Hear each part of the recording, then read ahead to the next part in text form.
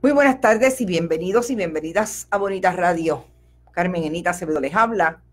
Estamos en el live de las 5 de la tarde. Hasta el momento no teníamos más información como para hacer los lives que siempre intentamos hacer cuando tenemos demasiada información por la mañana. Así es que las informaciones de hoy vamos a circunscribirlas precisamente a lo que está pasando en la legislatura de Puerto Rico con relación a los proyectos de libertad religiosa y terapias de conversión, a lo que está pasando en Venezuela. Vamos a hablar con la profesora Silvia Álvarez Curvelo, profesora de la Universidad de Puerto Rico, historiadora de la Escuela de Comunicación, sobre cuál es su parecer, cuál es su opinión sobre lo que está pasando en Venezuela, intento de golpe, no intento de golpe. Y otras informaciones que la más reciente la acabamos de ver, y es que la Junta de Control Fiscal le pide al gobierno que ajuste a los municipios porque le deben 340 millones al Fondo General, realmente al Fondo de Retiro. A mí, cuando me hablan del Fondo de Retiro y lo que los municipios le deben a el Fondo de Retiro, yo no sé por qué me acuerdo de Aníbal Vega Borges. Porque ustedes saben que Aníbal Vega Borges, el ex alcalde de Toabaja, dejó no solamente quebrado al municipio de Toabaja, sino con muchas deudas, entre otras a la administración de retiro con relación a las aportaciones del municipio a sus empleados. Si la Junta de Control Fiscal le va a pedir cuentas creo que son 48 municipios. Exactamente dice que son, sí, en efecto, 66 municipios de 78 que tienen una deuda de 340 millones con la administración de retiro. A mí me encantaría que me dijeran en qué estatus está el referido de las autoridades de Puerto Rico, el Departamento de Justicia, a las autoridades federales con relación a al alegado fraude que hubo en el municipio de Toabaja. De donde salió como director de recursos humanos, no lo podemos olvidar. Acuérdense que yo siempre digo que eso debe estar en la nevera. El hoy bien pagado contratista y asesor de múltiples corporaciones en Estados Unidos para hacer negocios en Puerto Rico, Elías Sánchez Sifonte. Les dejo eso por ahí. Me llamó la atención esa información. Dice que el organismo pidió acción hacia aquellas entidades públicas que no han depositado las retenciones que se hicieron en nómina en las cuentas de retiro de contribución definida de sus empleados. Es decir, retenido, pero no pagado a la administración de retiro. Hay 66 municipios en esa. La otra información que obviamente tenía que tocar, porque me parece que es importante también que la traigamos, es el asunto de la investigación o no de Jorge Santini, ex alcalde de San Juan, ante la Oficina de Ética Gubernamental y las autoridades federales.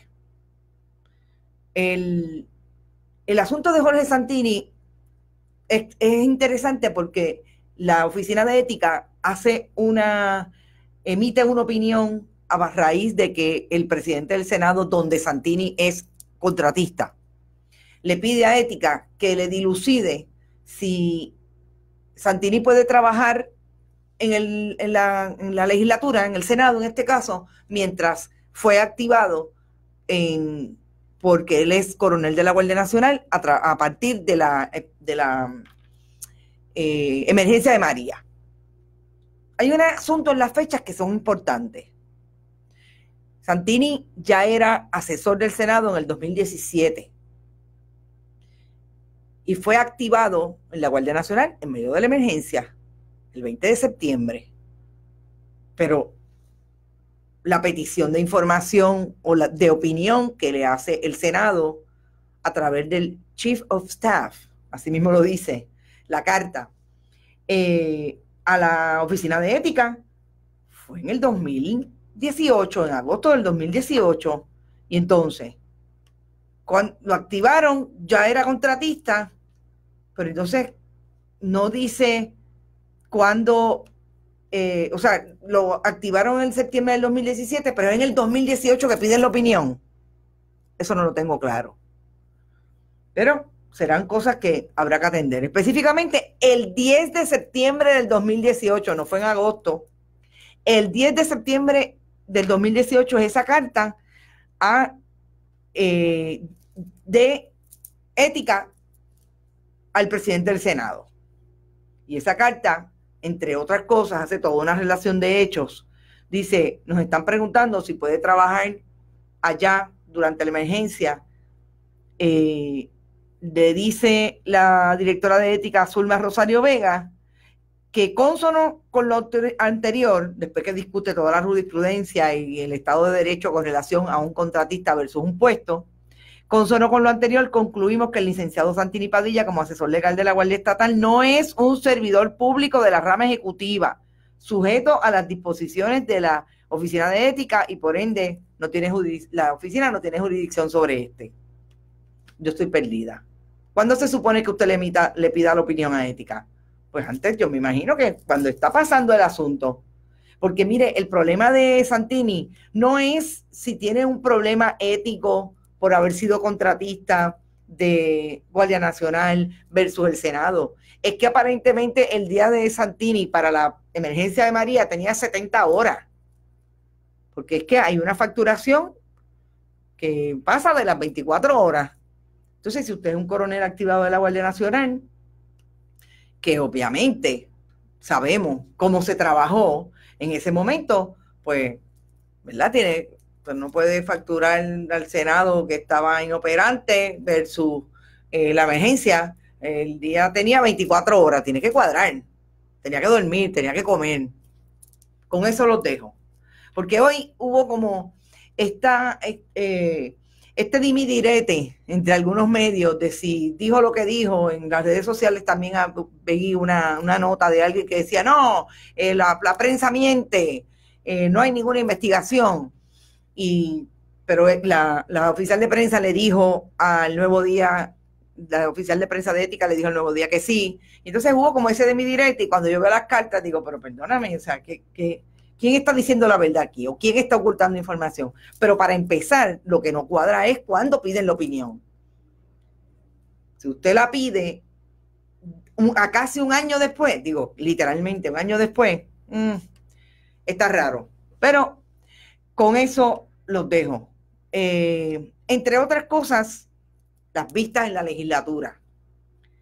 Vistas públicas, pero son por invitación. Yo quiero aclarar lo siguiente, que hice una consulta porque no lo tenía claro. Me dicen que las vistas públicas no son mandatorias. Perfecto, no es mandatorio. O sea, no hay nada escrito sobre si el mecanismo de vista pública, que es el que se supone que tiene el legislador, legisladora, para atender la diversidad de opiniones, para ser más justo con la realidad que vive el país y los diferentes expertos, expertas, etcétera, y poder legislar a tono con esa realidad. Pues mire, me dice que no hay nada escrito, que no es necesariamente, que no es mandatorio. Perfecto. Pero si no es mandatorio y lo que quiere María Milagros Charbonnier, estoy partiendo de lo que ella misma dice, es hacer una legislación que cumpla con el consenso, aquel que no hubo en Fortaleza cuando fueron 4 personas las que fueron allí. Como vimos ayer, habían 30 organizaciones que dicen que no, incluidas por lo menos 4 religiosas. Entonces, si usted lo que quiere es que haya ese consenso y que el país entienda que vivimos en una democracia y que todo el mundo debe ser escuchado porque tiene algo que decir con relación a un asunto, oiga, que los expertos están tachándolo de maltrato con relación a los niños y las niñas en el caso de las terapias de conversión. Pues yo pensaría que vistas públicas, que llegue todo el que quiera llegar allí a discutir el asunto con propiedad. Pues mire, no, la licenciada María Milagros Tata Charbonnier ha dicho con la boca de comer, como diría Laura Candela, que es que ellos tienen mucho trabajo porque se está venciendo el término para radicar legislación. O sea, que aquello que los expertos y las expertas han dicho que puede ser no solamente discriminatorio, que puede ser maltrato, constituir maltrato bajo los estatutos de maltrato de la niñez en Puerto Rico, Tata Charbonnier lo despacha con que tenemos mucha prisa. Yo voy a circunscribirme a las palabras que ayer dijera Luis Rivera Pagán, el teólogo Luis Rivera Pagán de la Iglesia Bautista. Es que se le ve la costura al asunto de que estos son las elecciones del 2020. En el 2020, aparentemente los números del Partido Nuevo Progresista le dicen que tienen serios problemas para ganar las elecciones. Y los fundamentalistas, que fueron vitales para ellos, para ganar por el 42%, el gobernador Rosselló, pues obviamente le están diciendo, no me estás cumpliendo lo que me dijiste que íbamos a hacer a partir de que ganaras en el 2016, entonces ahora le están pasando la factura. Yo creo que eso es bastante sencillo de reconocer. Pensaría que quien vaya por esa línea está haciendo inferencias razonables de lo que aquí está pasando. Pero ahí están las vistas públicas, ahí está la gente tratando de participar en esas vistas públicas, pero aparentemente no hay espacio para aquel que disienta de la posición ya establecida, la mente hecha de los dos proyectos de administración que incluyen a personas como la licenciada y senadora Zoe Lavoy, que aunque habría dicho que está totalmente en contra, ahora dice que tiene reservas por el asunto de que pone a los religiosos a hacer los que practiquen las terapias de conversión, pero dijo que era un paso adelante. Así que en medio de esas controversias vamos a seguir mirando ese asunto, porque yo creo que hay que insistir en discutirlo. Hay que buscar la manera en que esa sociedad civil que está planteando que hay un problema de fondo en los dos proyectos, ahí estuvo la presidenta de la Asociación de Psicología esta mañana con la licenciada Charbonnier, todo lo que vi a través de las manifestaciones que se reprodujeron en Twitter por parte de la Cámara de Representantes es lo mismo que dijo ayer la psicóloga Silma Quiñones con relación a la posición de la Asociación de Psicología. Pero el Departamento de la Familia, que Andújar, la licenciada Andújar, si la hemos visto 3 veces en 2 años y medio en conferencia de prensa, ha sido mucho.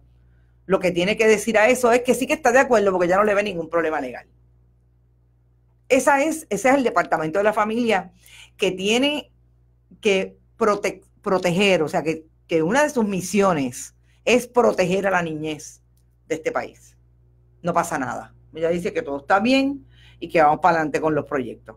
Antes de llamar a la profesora Silvia Alba, les quiero comentar quiénes están. Lidy López dice que llegué y tengo que saludarla. Maridelsa, como siempre, cómoda.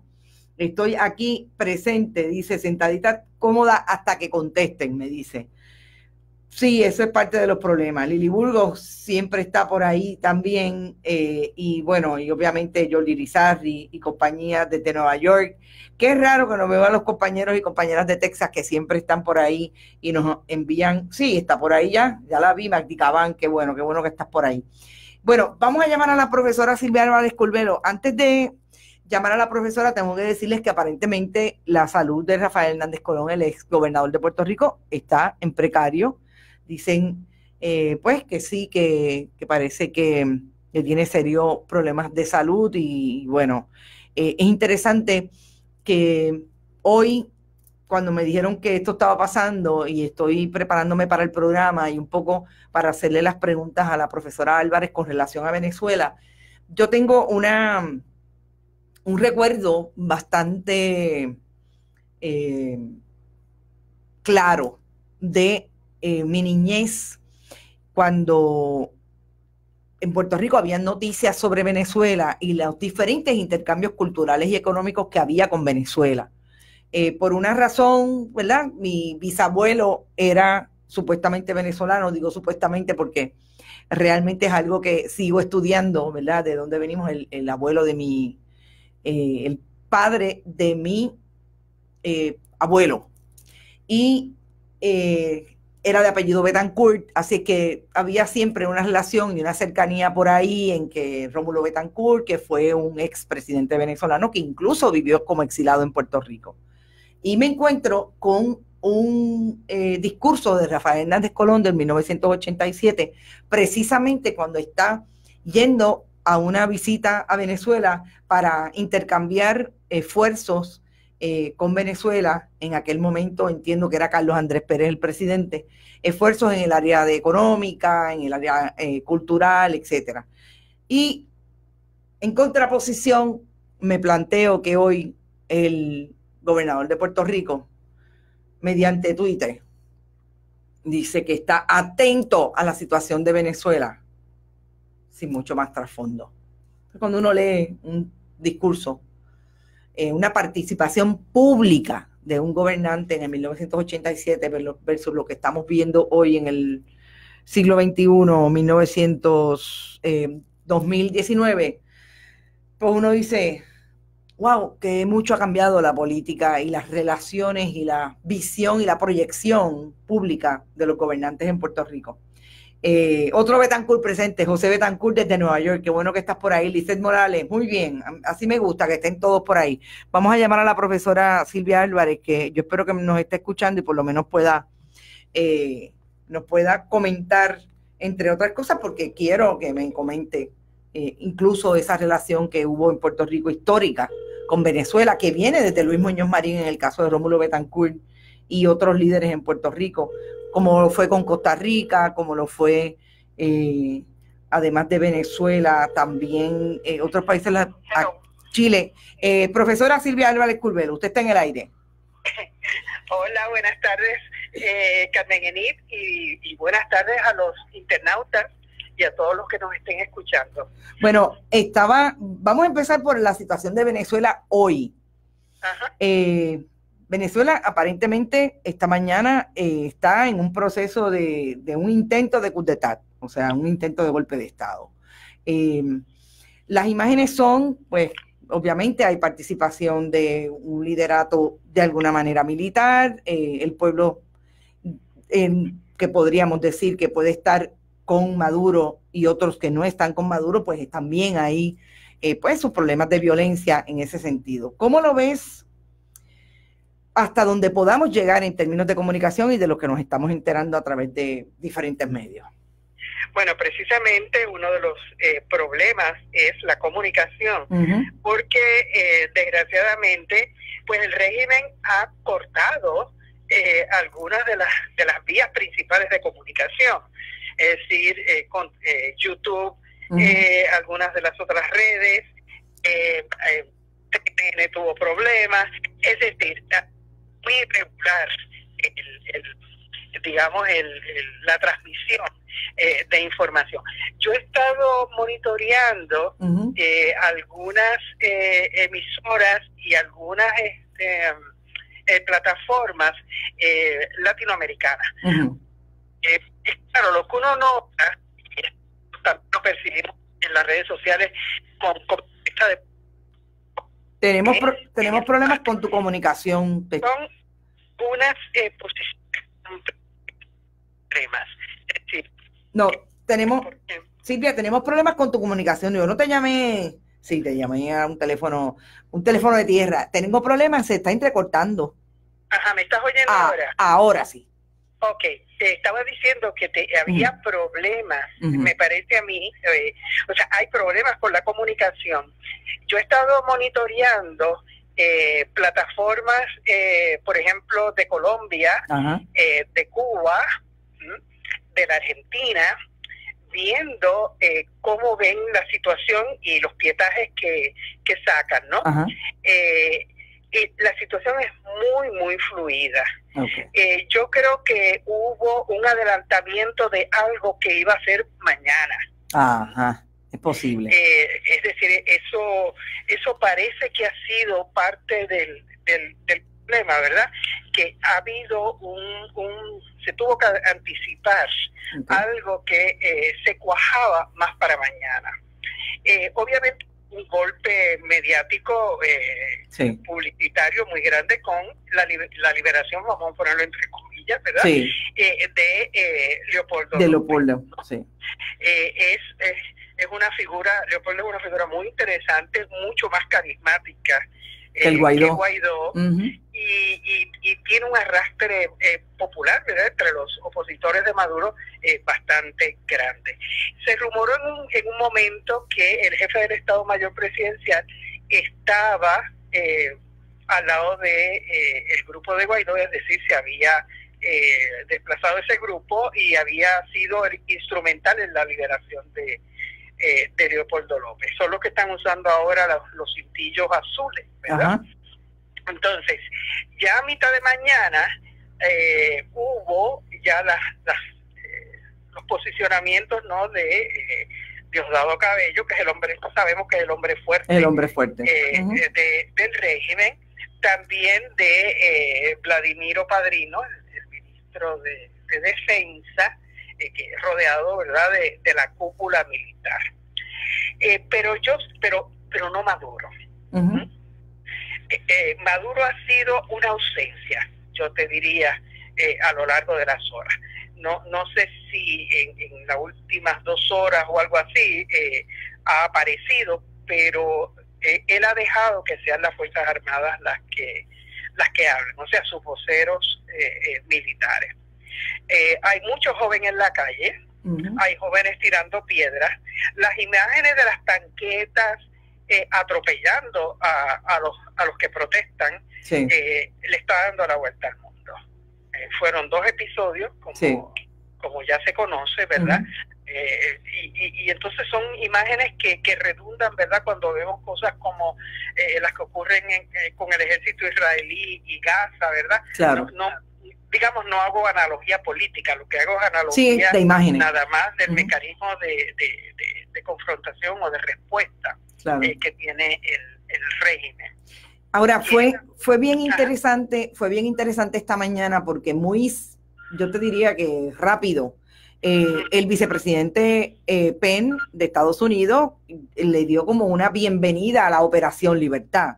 Así es que, pues, ahí es que uno tiene que ver que lazos hay con Estados Unidos para ver si en efecto eso es lo que pasa, ¿no? Sí, claro, esto ha sido, ¿cómo se llama? Una reacción que Pence, o sea, a Pence le han dejado, a Pence y a John Bolton, le han dejado la misión Venezuela. Exacto, ellos son los encargados acá. Ellos son los que están encargados de esta misión. Pero yo no creo todavía que haya, ¿verdad? Me puedo estar equivocando 100%, pero yo no creo que todavía haya ningún ánimo de intervención directa. Okay. Por lo menos estratégicamente no parecería que, porque si no ya, yo creo que ya lo hubieran hecho. No me parece. Se estaban reuniendo los presidentes del cartel de Lima, ¿verdad?, que son opositores todos de Maduro, digamos los amigos, las lealtades hacia Maduro, pues ahora son bastante limitadas, ¿no? Sí, son obviamente menos. Cuba, digamos en América Latina, sí, Bolivia, Nicaragua. No veo muchísimo más, ¿verdad? Porque hasta México, sí, México, hasta México está bastante resistente, está aséptico, sí, está retirado, con pinzas está declarando, ¿verdad?, su neutralidad en todo esto. Y si tomamos los demás países, donde en muchos casos dominan o populismos de derecha o autoritarismos casi fascistas como en Brasil y en Argentina, obviamente están en contra de Maduro. Bueno, es increíble, pero comentaba yo hace un momento que, pues, no, me imagino que lo sabes, Rafael Hernández Colón está, pues, muy mal de salud y aparentemente, pues, hay movimientos en Ponce con relación a eso. Y yo digo increíble porque decía hace un rato que las vinculaciones de Puerto Rico con Venezuela, pues yo diría que llegaron hasta la exgobernadora Sila María Calderón, pero fueron bien evidentes con los gobiernos de Rafael Hernández Colón. Háblame un poco de eso, esa relación, esos intercambios, además de, comentaba yo un poco por trasfondo, que Rómulo Betancourt fue un exiliado en Puerto Rico. Mira, nuestra relación con Venezuela predata al siglo XX, como tú conoces. Exacto. O sea, en el siglo XIX, tanto por la vía emancipatoria, o sea, los planes de Bolívar siempre incluyeron a Puerto Rico. A Puerto Rico. Y un puertorriqueño. Un intento de invasión, el famoso Dudley-Holstein. Y luego, por el otro lado, no por el lado emancipatorio, sino por el lado de las migraciones realistas o leales, ¿verdad?, a España, que vinieron huyendo de la independencia venezolana y que se asentaron en Puerto Rico. Muchos de ellos, digamos, hicieron fortuna aquí en Puerto Rico, pero muchos de ellos, sus, digamos, hijos y nietos, se convirtieron en líderes de la independencia de Puerto Rico. Sí, Lares tuvo 2 venezolanos. Exacto, Miguel Rojas era venezolano. Exacto. Y antes de él, en el 35 al 38 también hubo venezolanos de apellido Vizcarrondo que estuvieron a favor de la independencia de Puerto Rico. Así que esos nexos han sido siempre muy estrechos entre Venezuela y Puerto Rico. Ya en el siglo XX, Muñoz Marín, recordemos a Muñoz Marín en la década del 20. Fíjate, siendo un joven periodista allá en Nueva York, él preside el Comité Antidictaduras Latinoamericanas, y sus 2, digamos, blancos de ataque desde la dictadura, obviamente de Somoza en Nicaragua, digamos, de Somoza el viejo, exacto, en Nicaragua, y la dictadura de Juan Vicente Gómez en Venezuela. Exacto. O sea, y Muñoz Marín es el presidente de ese comité. Eso se va a extender en el sentido de que las relaciones con las mentalidades liberales y más progresistas en Venezuela a lo largo de los 30 y de los 40, y su gran amistad con Rómulo Betancourt, que junto a Juan Bosch, a José Figueres, a Michael Mandy, Chile, Costa Rica, Williams, Figueres de Costa Rica, sí, pues crearon lo que se conocía, ¿verdad?, como la izquierda democrática, que era una especie de tercera vía entre, obviamente, las dictaduras, que ellos todos eran demócratas en ese sentido, ¿verdad?, antidictadura, y el intervencionismo americano de las bananeras y verdad, del armamentismo norteamericano, etcétera. Entonces ellos querían un desarrollo, digamos, democrático. Entre esos 2 extremos. Rómulo estuvo aquí exiliado, tenía una gran amistad no solo con Muñoz, sino con doña Inés. Exacto, sí. Una amistad muy fuerte. Y entonces cuando viene el golpe, y hoy recordaba yo el golpe del 58, finales del 58, contra la dictadura de Marcos Pérez Jiménez. Exacto, y que empezó en la Carlota también, o sea, en esa misma base aérea. Exacto. Que hoy fue el escenario. Exacto. De muchos de los sucesos. Ahí mismo un joven oficial, alto oficial, pero era joven, Wolfgang Larrazábal, se alza contra Pérez Jiménez, y en enero del 59, pues en enero del 58 creo, este hombre se va, Marcos Pérez Jiménez queda fuera de cuadro. Al año siguiente ocurre la Revolución Cubana, que fueron 2, digamos, sucesos que cambiaron la geografía de las dictaduras. Exacto. 2 años después, pues a Trujillo lo matan en la República Dominicana. Exacto, que esas eran las dictaduras a lo que ellas suponían. Exacto. Entonces, esas relaciones siguieron desarrollándose ahora con los partidos, tanto COPEI, ¿verdad?, y siendo Caldera una figura importante ahí, y la figura de Carlos Andrés Pérez, Carlos Andrés, Acción Democrática, que fueron los partidos tradicionales, que eran más o menos Democracia Social y Democracia Cristiana, pero que cayeron también la corrupción y los continuismos y todo este tipo de el cosas. Deterioro. Pero manteniendo unas relaciones muy estrechas con Puerto Rico y con el Partido Popular. Exacto. Básicamente.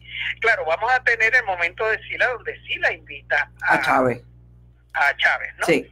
Sí, yo creo que esa fue la última vez. Creo que hubo algún movimiento con relación al asunto del petróleo y los productos derivados y la gasolina. Bueno, claro, porque cuando obviamente Puerto Rico cambia de modelo de industria liviana a industria pesada, los vínculos con Venezuela se afianzaron muchísimo. Se afianzaron, ¿verdad? Exacto. O sea, porque toda la cuestión de la refinación de petróleo y todos los planes que habían y de repatriación a Estados Unidos, y entonces, o sea, como la manera, pero claro, fue en momentos donde vino, como tú sabes, la crisis petrolera. La crisis del petróleo de los 80. Del 73. Claro. Todos esos planes se vinieron abajo, ahí están las ruinas de Acorco. Ahí están.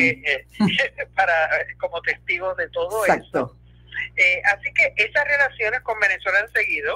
Venezuela vivió, como tú sabes, una prosperidad increíble, y los venezolanos ricos, ¿a dónde venían? A Puerto Rico a comprar. A Puerto Rico a comprar. Era el templo para ellos, ¿no? Exacto. Y claro, toda aquella serie de chistes que habían sobre los venezolanos que nunca pedían una cosa, un ejemplar de algo o un par de zapatos, sino pedían 10 de esos, 20 de aquello, etc. Claro.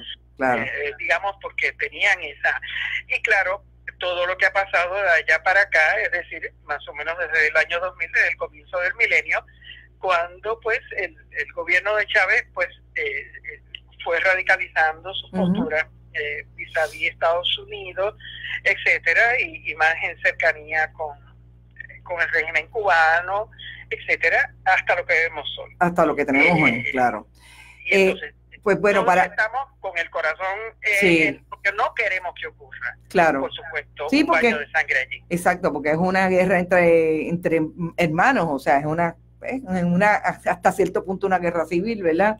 Es parte de lo que hemos querido traer, porque me parece que no es casualidad que precisamente quizás una de las últimas figuras que le dio participación o visibilizó la relación que Puerto Rico tradicionalmente había tenido con Venezuela, hoy esté pues a punto de irse aparentemente. Silvia, te agradezco muchísimo, como siempre, y sabes que cuento contigo porque estos análisis y estos contextos son los que queremos siempre traer para tener un poco más de claridad con relación a lo que está pasando en los diferentes escenarios del país y del mundo. A las órdenes de Bonita Radio siempre. Gracias. Hasta luego. Gracias. Adiós.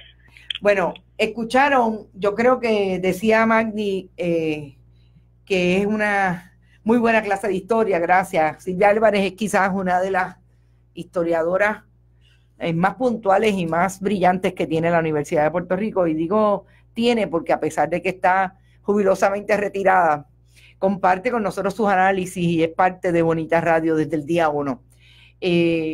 Interesante también que Magdi nos diga que su padre era amigo de Rómulo. Son de esas relaciones, Magdi, que a mí me parece geniales que las traigamos.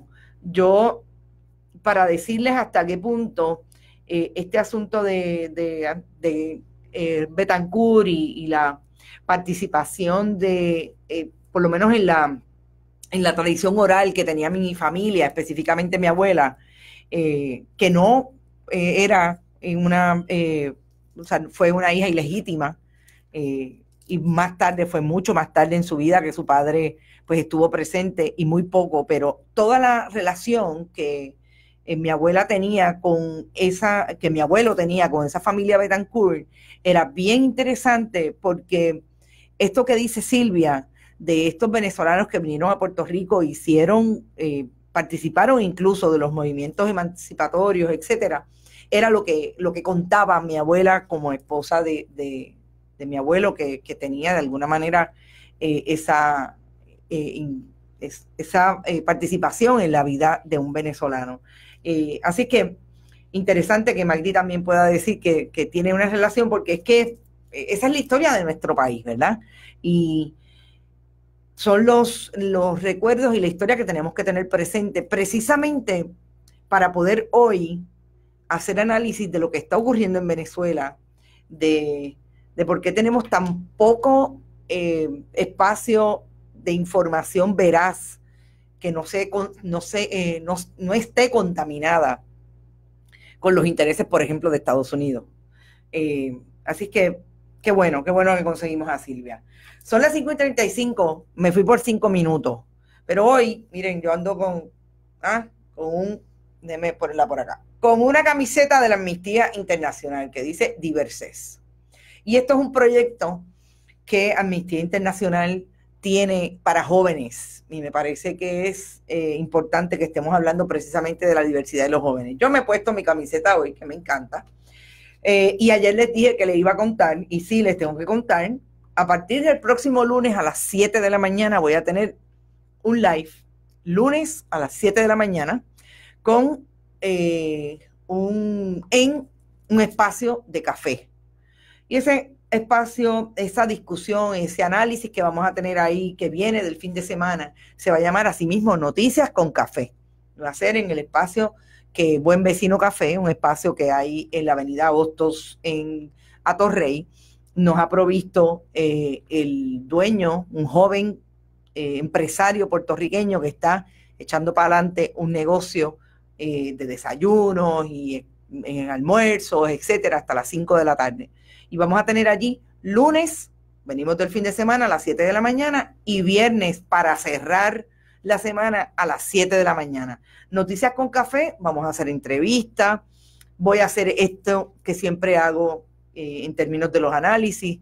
Voy a tratar de ese lunes traerle las informaciones o las áreas que debemos estar pendientes de noticias en desarrollo para esa semana, pero que vienen del fin de semana, a partir de la rama ejecutiva, a partir de la rama legislativa y de la rama judicial. Importante que empecemos a hablar de la rama judicial, porque aquí la gente se olvida que la rama judicial es una de las 3 ramas de gobierno republicano, de nuestro sistema de gobierno republicano, y hay que estar bien pendiente a lo que ocurre allí. Así es que eso es lunes, a partir de las 7 de la mañana. Bueno, con café sí, dice Maridelsa. Bueno, como tú no me invitas a un café, pues mira, me he tenido que ir a Buen Vecino Café. Y bueno, allí vamos a producir ciertas cosas, unas camisetas que les va a encantar, que van a estar a la venta. Estamos haciendo todo lo que podemos. Y por ahí vienen más programas y sobre todo más intentos de hacer este periodismo viable en términos económicos, porque obviamente aquí hay un grupo de trabajo que tiene que seguir echando para adelante. Todavía no hemos abierto a la venta porque estamos en la preparación de ese departamento de venta, porque sí, esto va para arriba. Eso es lo que queremos hacer periodismo, y nos hemos detenido aquí en términos de las otras cosas que hacíamos, porque lo que hay es un multimedio, producir un multimedio que produzca, además de los programas de cultura, de información y análisis, los programas incluso de literatura culturales.